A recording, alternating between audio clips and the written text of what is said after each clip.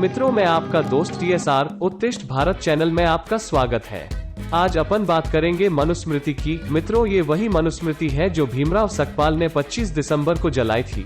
दोस्तों, भीमराव ने जो मनुस्मृति जलाई थी वो जर्मन अंग्रेज मैक्स मूलर के किताब की हिंदी अनुवाद थी, क्योंकि ओरिजिनल विशुद्ध मनुस्मृति ना उसके पल्ले पड़ती, न ही भीमराव सकपाल के।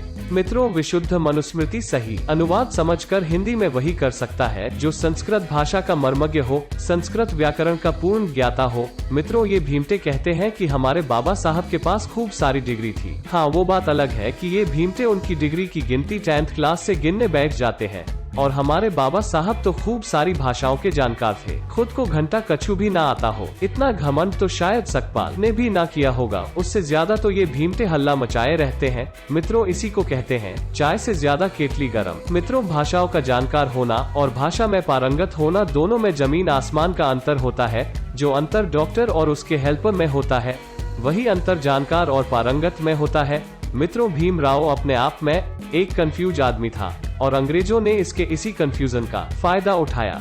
मित्रों, विशुद्ध मनुस्मृति से मानव को अपना जीवन प्रकृति के साथ कैसे जीना है, वो भी सभी मर्यादाओं का पालन करते हुए। 100 बात की एक बात कहूँ कि धरती का संविधान है। मानव के बनाए संविधान का उल्लंघन करो तो जमानत पर छूट सकते हैं, किंतु अगर इसका उल्लंघन किया तो सजा मिलती जरूर है, देर हो सकती है। उदाहरण आपके सामने है कोरोना। प्रकृति को हल्के में लेने का नतीजा। अगर मनुस्मृति के बारे में बात करेंगे तो विश्लेषण में 400 घंटे भी कम है। मुख्य मुद्दे की बात यह है कि ब्राह्मण, क्षत्रिय, वैश्य, शूद्र, चौथा वर्ण जो शूद्र होता है, उस वर्ण को भीमराव ने गरीब और दलित लोगों से जोड़ा, और यह तबका जो मध्यम वर्ग ने निचले स्तर का था, उनकी उस दशा का जिम्मेदार उपरोक्त ऊपर के तीनों वर्ण को बताया। भीमराव इस बात से बिल्कुल अनभिज्ञ था कि शूद्र कर्म के अनुसार दिया गया एक वर्ण है, जैसे ब्राह्मण, क्षत्रिय और वैश्य है। मित्रों, शूद्र एक संस्कृत शब्द है और शूद्र का अर्थ सेवक होता है, न कि दलित। किंतु भीमराव ने अपनी कुटिल राजनीति और मक्कारी से भारतीय वेदों की एक वर्ण व्यवस्था को सामाजिक दोष बताया और दलित के मन में ये भर दिया कि तुम्हारी दशा के जिम्मेदार यही लोग हैं, और ऐसा वेदों में लिखा है।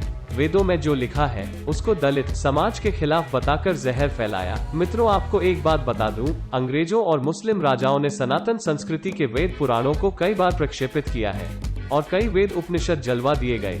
मित्रों, पिछले वीडियो को देखकर आप समझ ही गए होंगे कि भीमराव के मन में सनातन संस्कृति के प्रति कितनी वैमनस्यता भरी थी। ये काम पूरा प्री प्लान हुआ। आज के नेता अपने को लाइमलाइट में लाने के लिए ऊटपटांग बयान देते रहते हैं कि लोगों का ध्यान उन पर जाए, ठीक वैसा ही एक पब्लिसिटी स्टंट था, इसके अलावा कुछ भी नहीं। उस समय आज की तरह 24 घंटे न्यूज चैनल तो होते नहीं थे। अपने को ऊपर लाने के लिए कुछ बड़ा करना था। इसमें बरतानिया हुकूमत की पूरी हिस्सेदारी थी, क्योंकि चाटुकार तो उनका ही था। दरअसल जातिवाद और सांप्रदायिक राजनीति का प्रेरणा स्रोत भीमराव ही है। जब भीमराव ने मनुस्मृति जलाने का प्लान बनाया, तब किसी ने भी अपनी जमीन नहीं दी। तब एक मुस्लिम ने अपना खेत दिया था, जिसमें हवन कुंड बनाया गया, और मैक्समूलर की लिखी वो किताब जिसको भीमराव ने मनुस्मृति बताकर जला दिया। इस काम से अंबेडकर को अच्छी खासी प्रसिद्धि भी मिली। देखा जाए तो फिर यहाँ राजनीति चमकाने के लिए भीमराव ने सनातन संस्कृति का सहारा लिया। मित्रों, मनुस्मृति में साफ लिखा है, जन्म से हर कोई शूद्र ही होता है। शिक्षा, अध्ययन और अपने कर्मों से वर्ण अपने आप बदल जाता है। किंतु भीमराव ने जो संविधान के लिए जो जाति और आरक्षण का नियम बनाया और ऐसा पेचीदा किया, उससे अगर जाति प्रमाण पत्र बन गया तो फिर वो जिंदगी भर दलित ही रहेगा। तो अब आप ही बताओ मित्रों कि दलित को दलित होने का ठप्पा किसने लगाया, ब्राह्मण ने या काले कोट पहने इस किताबी जयचंद ने? मित्रों, वीडियो पसंद आया हो तो लाइक और शेयर कर दो। मित्रों, आखिरी में एक बात आप समझ लो, भीमराव कोई समाज सुधारक नहीं था, एक कुटिल जातिवादी नेता था, जैसे आज ओवैसी है, जिसकी राजनीति का केंद्र बिंदु केवल मुसलमान समाज है, और भीमराव की राजनीति का केंद्र बिंदु केवल दलित था। जय हिंद, हर हर महादेव।